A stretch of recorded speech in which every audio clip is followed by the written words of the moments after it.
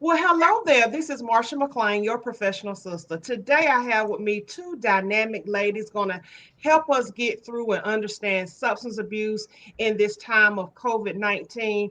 I want to apologize, but I don't think I need to for my little fanciness today. I'm doing double duty today. I'm working two jobs today, So, love my attire. I won't say excuse me, but love my attire today because you don't see sister like this all the time. But I want to first start with this dynamic lady, Rashika. Rashika, tell the people about yourself. Well, hello, everyone. My name is Rashika Fogg. I am the owner and therapist of Faith, Prosperity, and Change. I'm a licensed clinical mental health counselor, and I'm also licensed clinical addiction specialist. And then finally, I have a credential where I can supervise substance abuse professionals, addiction professionals. So I've been working in the field for many years in terms of human services and then switched over to being a counselor. So I'm excited about this topic today to talk about addiction. Yes, all right, great. And so I will end with Sarah. Sarah, tell the people about yourself. She is a returning guest, a dynamic guest. Please tell the people about yourself, okay, in case we got somebody new watching. Absolutely. I'm Sarah Palmer, the Permission to Choose speaker and coach and CEO of Sarah Palmer Speaks. And I actually am a recovering addict and grew up in a household with a lot of mental illness and addiction. I work with high achieving women of all ages, genders, races, to help them kind of get unstuck from feeling high achieving but spinning your wheels.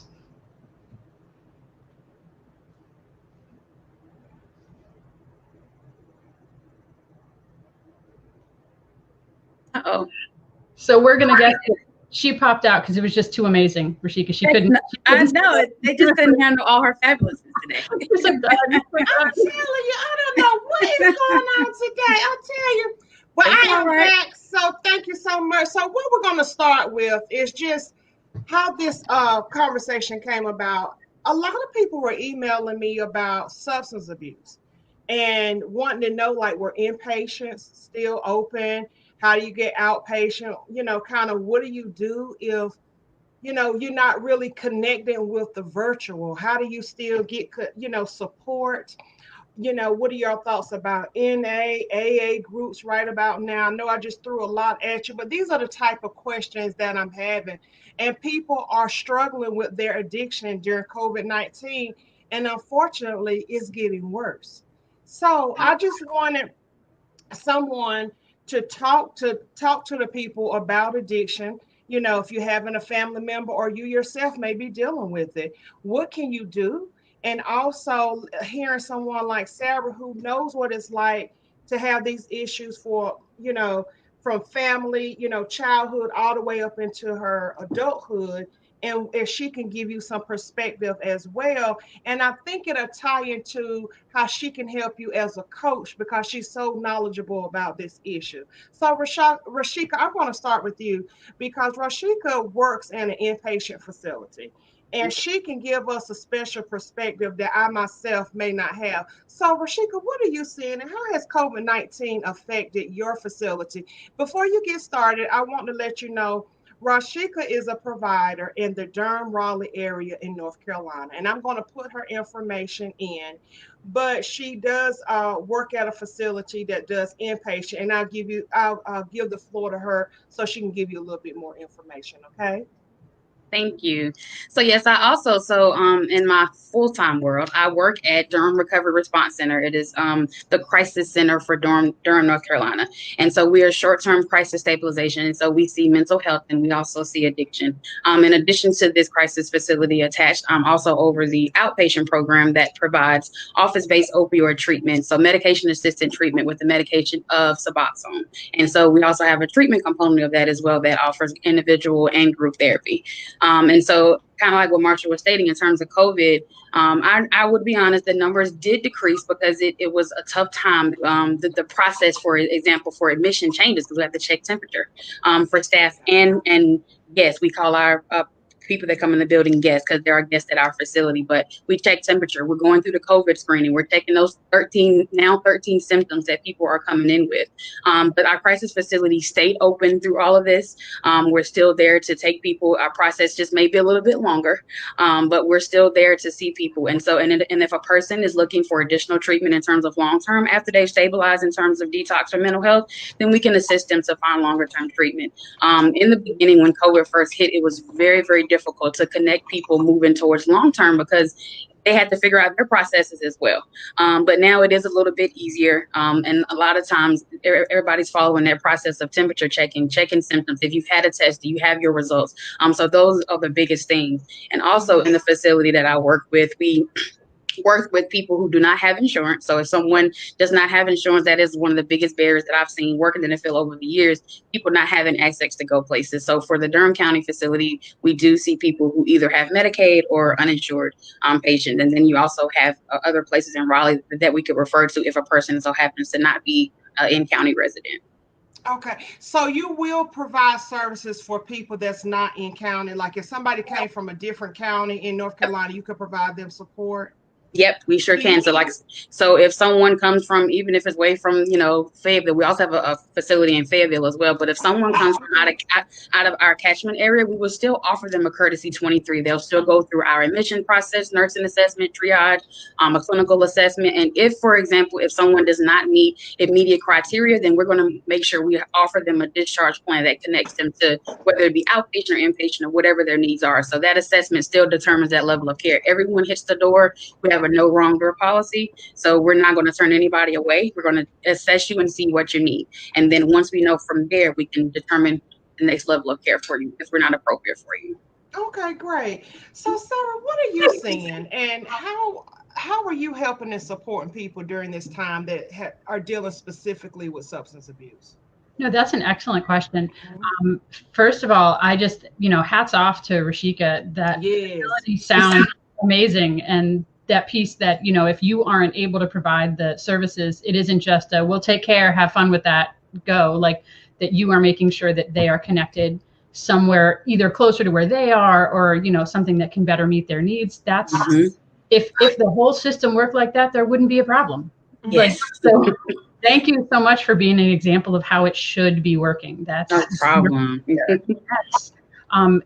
Because I do not have a therapeutic license, I've had folks ask, like, can you just be my therapist? And I said, no, that's not how that works. But thank you. Like, I appreciate the trust that we've built as a coach and client. But no, there's definitely different goals, objectives, and education that's required in order to provide really solid counseling or therapy, or in Rashika's case, actual addictions and substance abuse care. So as a coach, I can recognize when I'm talking with some of my clients and they're bringing up concerns that are similar to a substance abuse or general addiction piece. I do tend to work with a lot of folks who do not have substance abuse issues, but who do have addiction. So I'm looking at the workaholics, the folks who have difficulty with spending, people with sex and love addictions, gambling. So ones where there is no substance to point to, but there is the exact same reaction to trauma, the same brain response is happening. If I had the little helmet to put on you, the same areas would be lighting up. You just don't have a substance to point to. So folks, are you able to help and support and coach like the families that may be dealing with people that have family members, loved ones that are dealing with substance abuse, or providing them support, maybe not necessarily for substance abuse, but managing those coping skills, maintaining healthy boundaries? Do you help with those or implementing those? I work primarily with either group coaching, so individual women who are coming from different places. Sometimes friends will join a group coaching program together, which is nice to see a friendly face when you're starting. I don't offer family care, but having been through the process of the family disease of addiction, I have absolutely no problems at all recommending them to either therapists in the area who I have connections with, or especially 12-step programs. for Al-Anon, which is for the family and friends of anybody who has a problem with drinking. The word alcoholic doesn't even have to be said. If you're concerned that your son, your grandmother, your partner, anybody, you know, a coworker is drinking too much, when you start having a concern, you now qualify for Al-Anon. There is no, oh, well, I'm sorry, they haven't done these 3 things, so no good. I'm a huge believer, having started and attended Al-Anon for 8 years now, and having seen the benefits of recognizing how to focus on the skills I needed to create in my own self, eyes off of everybody else, which is very similar to what you see in the 12-step recovery community for folks who are dealing with their own addictions and their own substance abuse problems. I have no problems at all referring people and saying, you know, try it out. And COVID is terrifying and terrible and horrible. And one of the silver linings is the access to meetings and support for folks who are not able to attend in person that didn't used to be there. It used to be, if you can't make the meeting Tuesdays at 6 o'clock in your area and there's no other meetings, good luck. Yep. And now there's online meetings running 24/7 all around the world, every possible time zone, different languages, you know, different specialties.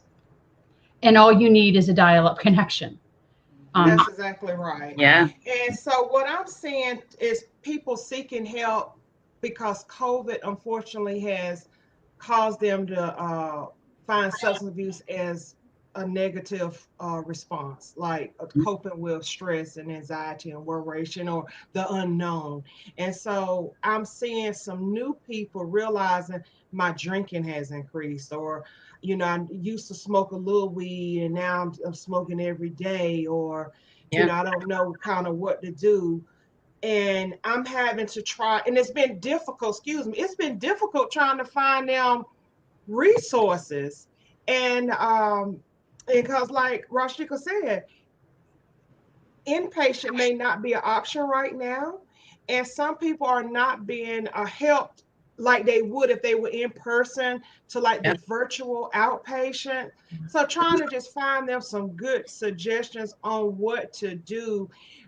In my area, I'm local to North Carolina. I have heard of some AA and NA groups opening back up on a smaller scale, I believe. And that's good. But then people worry about, you know, social distancing and COVID-19 and trying to help people prioritize their risk as well as with their treatment. It's just kind of been hard to do. So I always have to add in, well, let's look at your risk, you know, and then I hate to say it, and if I'm wrong, y'all forgive me, but, you know, help me, because sometimes it boils down to, is your risk for alcohol more severe than your risk for COVID?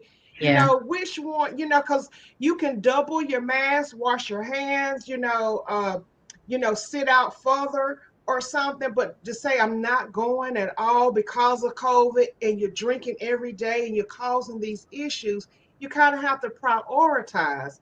Now, I'm not a medical professional, but I am just saying, trying to find some good information for that person and giving them some tools that may be effective. Now, I asked them, talk to your primary care about it, because I'm not a doctor. I don't know your risk. And, you know, and unfortunately, a lot of people that's dealing with addiction not going to tell you the truth. So they may be dealing with some stuff I'm not aware of.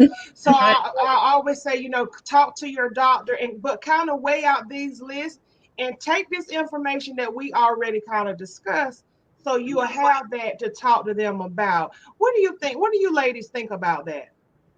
I mean, for me, I agree. I go back to what you were saying in the beginning, like even with me in terms of my private practice, I have gotten a lot of increase in calls, people seeking, like you said, if they're not ready for inpatient, you know, and then wondering where do I go? You do have the meetings that are slowly opening back up. I hear some meetings are opening back up in parking lots, just to kind of start off small. But then, you know, if people do not have maybe access to a strong internet connection or have access to video, there are some meetings that are even doing like conference calls, so they can get access to a phone. They can at least have that support, because the biggest thing right now a lot of people do not have is the support and just needing having someone to talk to. And then there's been an increase in technology. A lot of systems, people are crashing, unfortunately, because there's so many people logging in. So it's a big serious need for people just to have that support. People are having anxiety just behind COVID, and like you said, turning to substances. They may not have that support, and then there are the ones that are afraid to reach out. I have a couple of calls that people say I've reached out to 6 different people, and people are either too busy or they're taking too long to respond, and I just don't know what to do. And so I'm emailing, I'm Googling, trying to find whatever resource I can find, because there's people that may not necessarily be local, but there people are reaching out. And the biggest thing is just having support and a lot of resources, that if you can't get to an internet, do you have access to a phone? Maybe you can borrow someone's phone, because that is a population sometimes that I come across that they may not have access to a lot of resources, especially if they don't have that financial support as well, if they're not working due to COVID as well. Absolutely. And I just wanted to add too, I noticed a lot of people are finding trouble getting a sponsor. So if you all don't know, AANA sponsors people. Like if you've been in recovery for a year, I want to say it's 2 to 3 years, and you can sponsor people, but a lot of people are having trouble finding sponsors, or sponsors are being overwhelmed because they're dealing with their issues, other people's issues, and then just the stress of life right now and the unknown. And these are things that we tell people you have to be careful of, double down on your self-care, because you can relapse.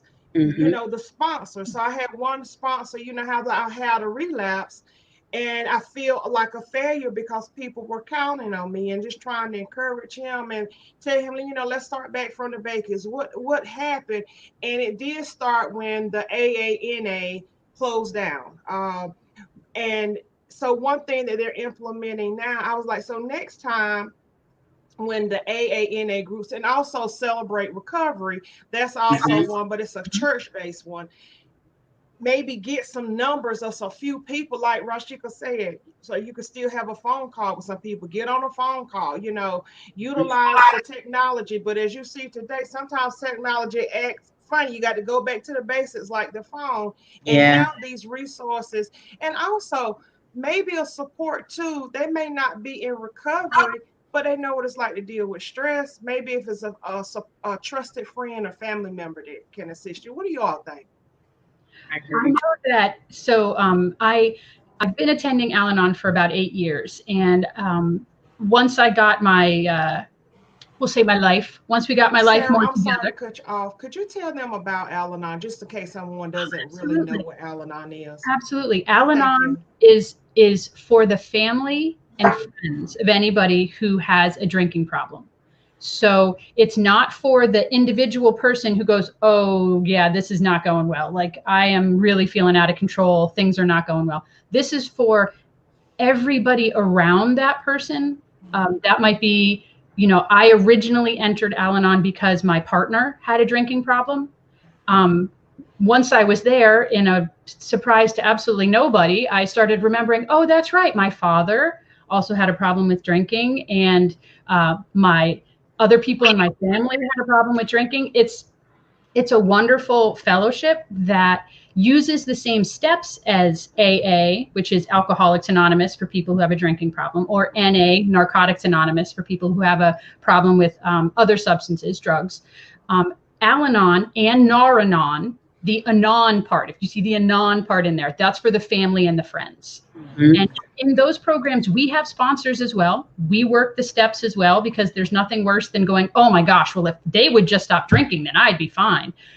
When you're there, you start to recognize, oh, no. First of all, you probably picked them because of some of the amazing things about them, but you also probably saw the drinking or the drugs or the spending or the working, and you figured, oh yeah, it's no big deal. Mm-hmm. And then all of a sudden it was, over time. It's the when they say you put a frog in boiling water, they jump out. You put a frog in regular water and you slowly turn it up, they'll stay until they boil, because they're like, it's only a little bit worse than yesterday. That's not bad. Yeah. So we work the same steps in Al-Anon, learning how to recognize the part we play in things, that life didn't happen to us, that we had every bit of control that everybody around us had. And that a lot of times those of us in Al-Anon focus a lot on, well, if they would just X, then we would be fine. But guess what? They're going to do what they do. So how do you live? Like, how do you continue having a life where you can have some serenity, some peace, even if the person is still active in their addiction, even if they never, ever seek treatment? How can you still survive and not feel like you're tied to despair and anger and rage all the time? So I do want to point out that in all of the A programs, so all of the AA for drinking, NA for drugs, SA for sex and love addiction, GA for gambling, there really is, if you Google your concern and anonymous, there is probably a fellowship, and more likely than not, they've moved online. Like you both said, they're doing some safe social distancing ones, but there are phone meetings. They always have been phone meetings. And there are online meetings as well. You can get a sponsor if you walk in, or if you attend your very first meeting and you go, you know what, I need help. I would like a sponsor, even a temporary one. You can get a temporary sponsor who is just there to say, hey, they may not have your sponsor. The person who's going to help you out will also have a sponsor who will also have a sponsor. So nobody is responsible for somebody else. And you could be sponsoring somebody else if you've only been in the program for like a month, 6 weeks maybe. If your sponsor says, you know what, all you need to do is be one step ahead of the person you are about to help. That's all. You don't have to have worked all 12 steps. You don't have to have any great length of sobriety. Oftentimes when we focus on somebody else, it helps us. It gets us out of our own head and out of our own BS. So sponsoring somebody else means I can use the tools that I'm starting to get a handle on, and I can use those to teach somebody else who can start getting a handle, even if it's only been a couple weeks more. So you are absolutely right. Sponsors are harder to come by because online makes it difficult to get to know people a little better than, you know, if you're at a personal meeting. But you can go and say, hey, I need a sponsor. I'm just going to say, as a recovering addict, one of my favorite excuses is, but I can't go because it's only online. That doesn't count. Or I can't go because it's in person and I'm afraid I'm going to get COVID. Like, addiction is the only disease that tells you you don't have it. You're not, you're fine. Just wait till COVID blows over. You're going to be okay. Meanwhile, you're drowning. You know you're drowning. So I'm saying the things that Rashika and Marcia have shared about, you know, here are the places you can go. I'm speaking to anybody out there who's currently struggling with an addiction.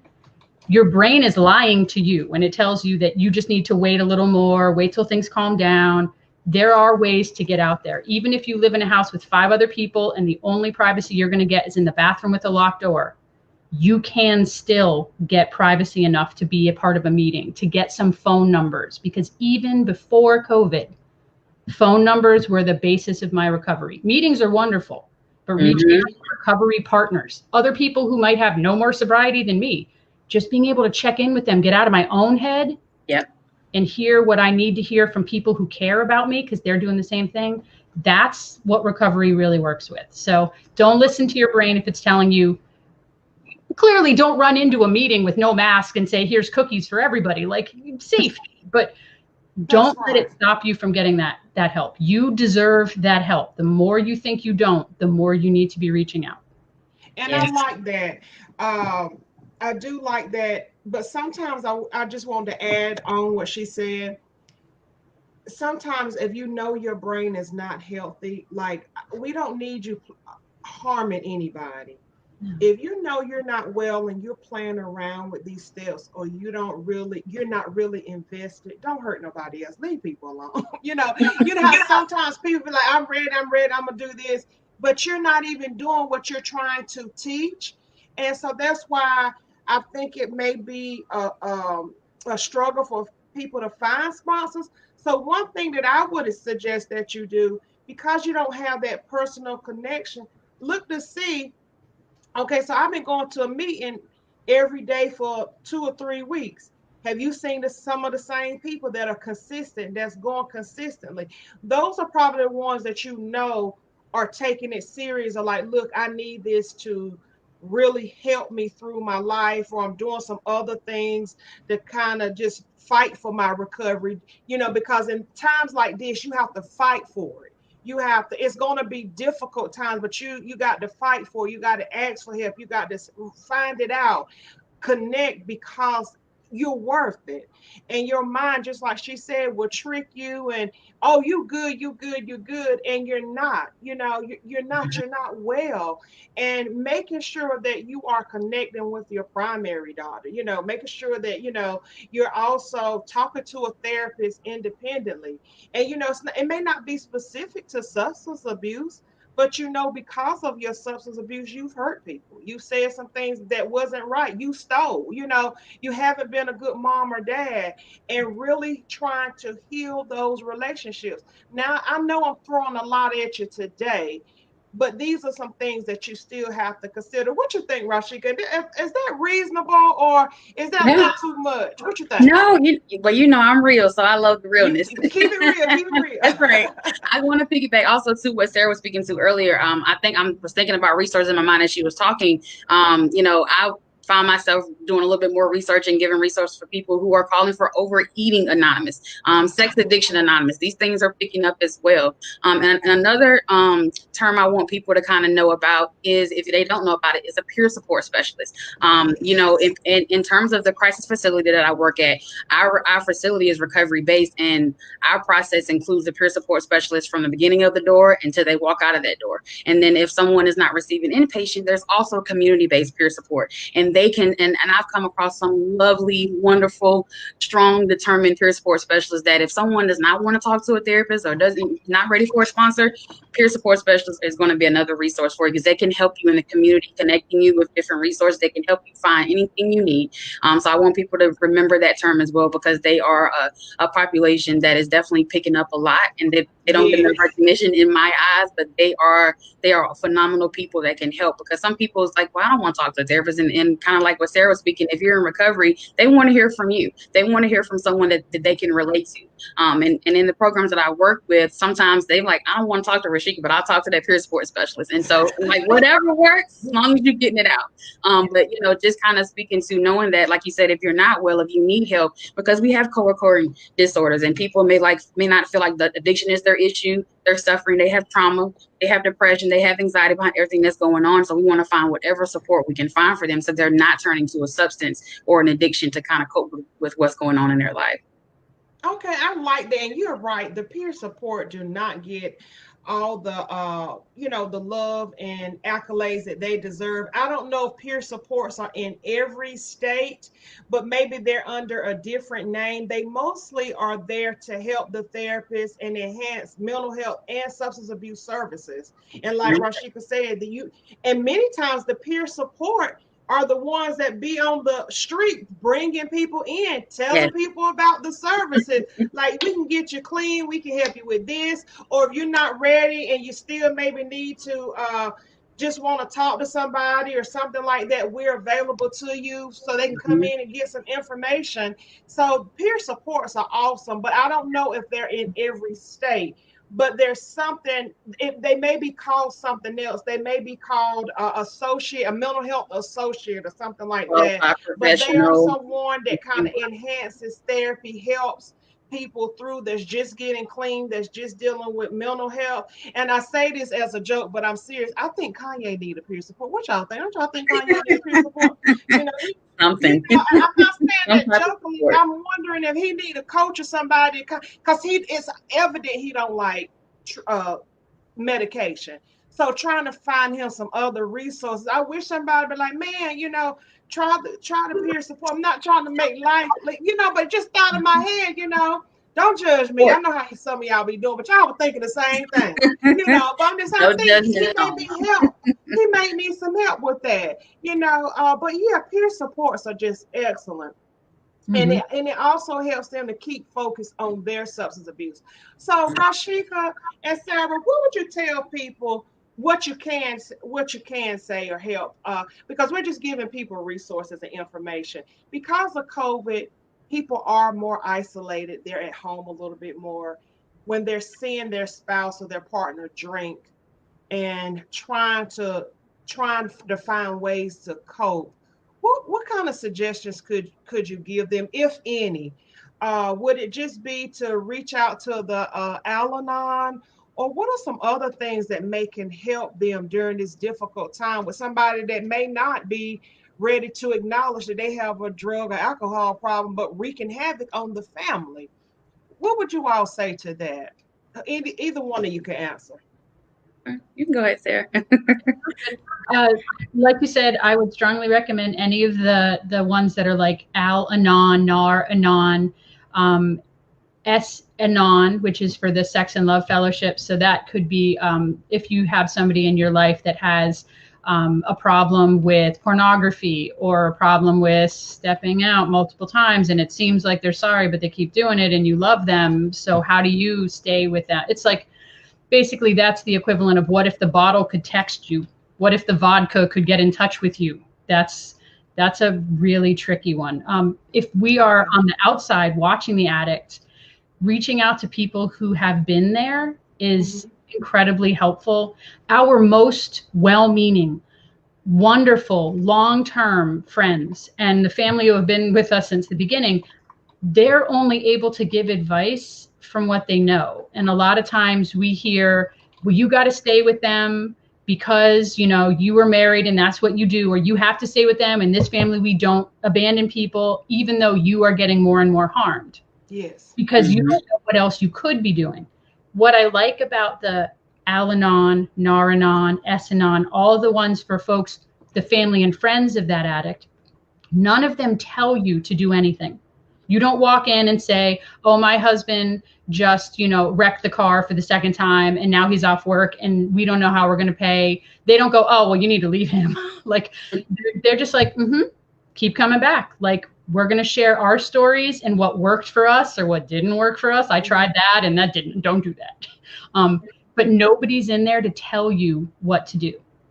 And I mean, I'm just going to say, I can speak as a white woman. Most of the rooms are heavily white, but not all of them. If you are uncomfortable going to share your business with a bunch of people that you don't feel safe with, I totally understand why you're like, no, I don't care to do that. I'll just talk to I'll talk to my family. I'll talk to my pastor. I'll talk to the people that I know. But I am saying, if you are past that point, if you're like, okay, they're not helping, it's not getting better, I'm feeling more and more trapped at home with these people I love who are causing so much harm and damage, look into meetings in areas around you that might have populations that look more like you. I mean, if I'm out in the middle, I'm in central Pennsylvania. I happen to live in a city, but most of it looks a lot like me. Like, if I was not white, I would be looking for meetings in Philly. Okay. I would be looking for meetings in Pittsburgh, and they're online. They're on the phone. So I thank you for that. I thank you for your honesty. This is why I love her, because she is a white woman, but she has awareness, and she recognizes that, I can't help you, but I'm going to get you connected to the people that you can. And I'm going to acknowledge, I don't feel comfortable with this. Let me give you some other resources, just like she does. And that's why I follow her on Instagram. I would encourage any of you all to follow her, because she just puts it out there. She's very real, but she also has this method that's really good. The 1 minute method. Did I say it right? Yeah, 1 minute miracle. You got it. Yes. The 1 minute miracle. All right, I'm telling you. And she was an evangelist. I tell you, she get all the people better with that 1 minute miracle. But seriously, she's just like that on Instagram, and she comes on a lot, and she talks to her audience, and she gives you a lot of good information. So that I really like that about her. That she's like, hey, if I can't help you, let's get you to somebody that can. And that's why I feel like my audience have taken a very strong liking to her as well. So, Rashika, what do you think? What do you think as well about just, for people who are dealing with stuff at home? And I'm so glad that we are able to talk about other addictions, because sometimes you have a comorbid condition. You may have a substance abuse issue, an eating issue, a sex issue, those type of things, pornography. I know a lot of people do not think pornography is an addiction, but it can be. You know, it was a case one time where when some of the libraries are open, it got so bad, they were, you know, using the library for that. You know, they had to put stiffer things, stiffer information where people couldn't access those sites at the library. So, you know, you may have some serious issues, and pornography can really affect your marriage, your relationship, because it desensitizes you to a lot of things, and you get excited about things that are not realistic, that is not, it's TV, and you try to project that onto your partner, you know. So you really need to get some insight and information, and if you need accountability, that's why we're here telling you about different programs, different websites. I've put them in the chat so that you can get some support if needed. I'm gonna let Rashika take it over now. Another resource I was thinking about too, I'm not sure if they have it in your areas there, but Smart Recovery, that's another option. Yes. And so I know that I remember the name. Yes. Yeah, because I know with them, and that one speaks to me because I know a lot of people, they offer online groups. And so if you don't want to show your face, you don't want to talk, you know, you can have that online option. Because you know, in reality, a lot of people that are sometimes may not just be ready for help. Sometimes they are cruising on Instagram looking for a hashtag to press just to see what resources are there for the simple things. And so I tell people, if you're not ready to talk, they have programs where you can do therapy through text, through support. You know, Google can be a good resource, but definitely social media, Facebook and Instagram have become a lot more popular because if you're not willing to talk, you can press your hashtag or go search on someone's page to be able to find that support. But that is the biggest thing that I just want to kind of reiterate several times is find that support. You know what your coping skills are now, and if you feel like you're lacking that, reach out. You know, if you just kind of want to look for certain things on there, because you never know, you might find somebody through a social media or through an Instagram page that can possibly help you as well. Because if you're not willing to come out, definitely reach out to support through someone, because somebody is always willing to be able to help you. I'd rather someone reach out, you know, through a DM on Instagram or through a private message on Facebook than versus not reach out for anything. So being able to offer that support. I've gotten calls to say, hey, I'm not looking for therapy, but I'm looking for therapy for my 9-year-old son or whatever. And addiction is becoming an increase in adolescence. That's one thing I want to speak to as well today, is just remember our adolescent population. I'm seeing a lot of that, and they are going through a lot in terms of school. They're afraid to go back to school. Some of them are sneaking off with other people. They're using drugs, they're using substances, and they're afraid to talk to their parents. So reminder to the parents out there, keep an eye on your children, because they might be doing something. I see an increase in marijuana use in the adolescents as well, because this is how they're coping. This is how they're trying to function through everything that's going on. Yes. And that's some good information. Thank you, because that wasn't even on my radar. You're right. This COVID is causing a lot of issues for adolescents, especially if they're home now and their families still have to work. You know, some people still have to go into work, and they're leaving their kids home, and, you know, they get idle and start, like you said, start smoking, playing in the farm, playing in the cabinet with the medications and stuff like that. So you need to be aware of that, and also be aware of what they're watching on TV, as well as their laptops and their pads, because a lot of them do get access to pornography that way. So that's another something that you need to just be mindful of. We're just giving you this for information. We're not trying to make you scared, and don't be running around just tearing up your child room, you know, but we just give you information, you know, so you will know, you know. The way I'm thinking about it is, I think I said this last time I was on, so I'm sorry if I'm repeating myself. You're but right. We are in a hurricane that is not passing over.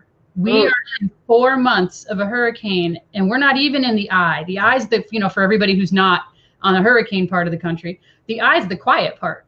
Like everything around it's crazy. We are right in the hardest part of the hurricane, right outside of that middle part that's the fastest swirling part. That's where we are, and it's not moving.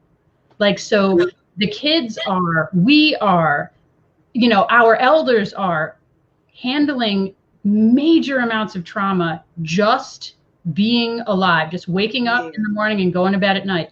So they're reaching out for, you know, the teens, the adolescents who are reaching out and doing other substances that they may not have ever done or may have done much smaller amounts of. They're trying to cope with the fact that this is not normal. And it's good to recognize it's not normal. This shouldn't be normal. What we're doing right now is just surviving. So the conversations we can have with our families, older and younger, just to say, like, let's just all call this what it is. This is not right. Like, this is not normal. It's okay to feel absolutely out of control. What are some ways we can actually handle this as a family? What are the ways we can handle this individually? Recognize that it's not somebody making a choice to make my life harder. They're just doing it because they're just trying to survive. And that seems to be the best choice from where they are right now. And that's for kids, that's for, you know, partners, that's for us. Yeah. I like that. We, you know, I just like that that analogy. We are in a hurricane. Mm-hmm. We don't like being in the hurricane. Lord knows I don't. But that's our reality.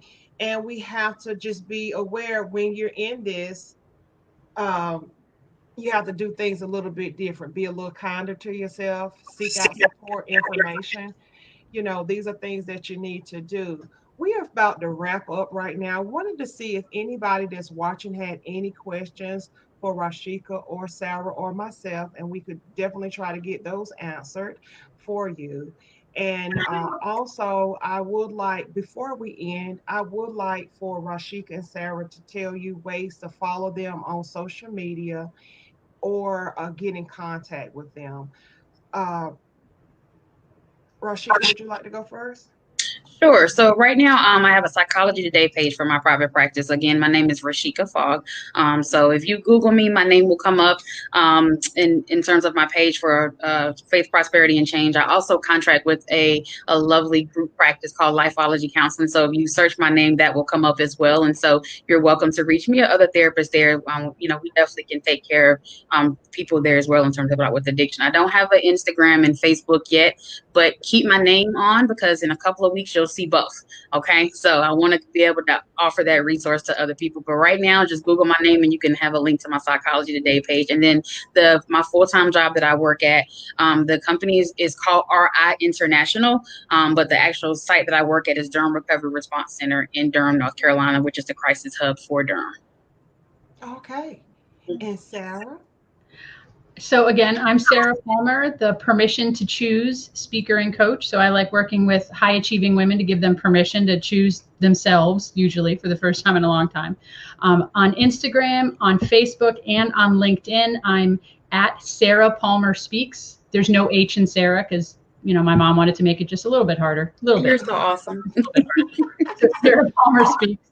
And if you pop to any of those, you can grab a link to my 1 minute miracle method. I have a guide. It's 5 super simple steps, talks about self-care, talks about finding ways to approach the decisions that we keep making, all the situations that keep happening, and finding a different way to respond so that it's not just the same, okay, I did that, and just, oh, why did I say that to him again? Why did I do that again? Why did I, oh, what? So it's an super easy, it's actually a DBT, dialectically based therapy. Okay. So Rashika and I were talking about that before we even got on. I was like, oh, it's DBT.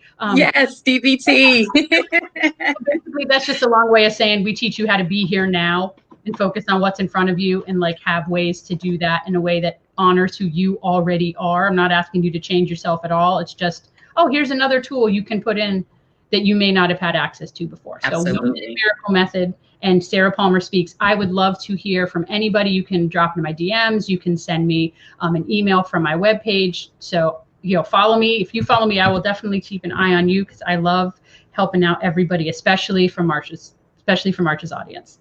Yes. Oh, God bless you. Yeah, you got special tool. Look at that. Okay. But thank you. But you all keep an eye on these two amazing ladies. They, you know, they're doing great things and they provide a lot of information and they're just real people. They're real. And I like how Sarah was like, well, you know, I may not can't help you with this, but I definitely can help you with this. And I like how Rashika has a lot of information from a lot of different areas and see how we all provided this information for you. Because we want you to be successful. We don't want you to feel alone. That's why I come on every Sunday just to try to help you in some areas related to mental health, not all the time, but related to mental health and how you can help yourself or a family member that may be going through something. I don't see any questions, so we're going to end right here. I just want to say thank you so much for tuning in. Please remember to like and share. Now, I understand some of you all do not like to share in your timeline, and I respect that. But can you share it in a message? So can you share it in a message? Hello.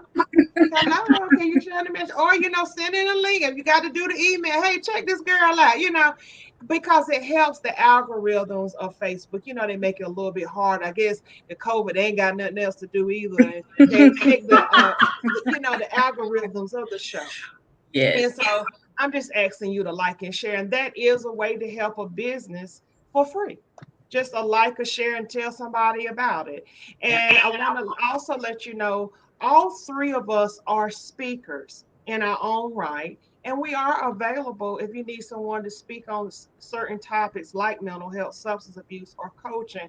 If you need us to come to like a religious organization, school is starting back, and you want us to talk about certain things to your audience there, your peers, please consider us when these things are coming up. We also do virtual summits.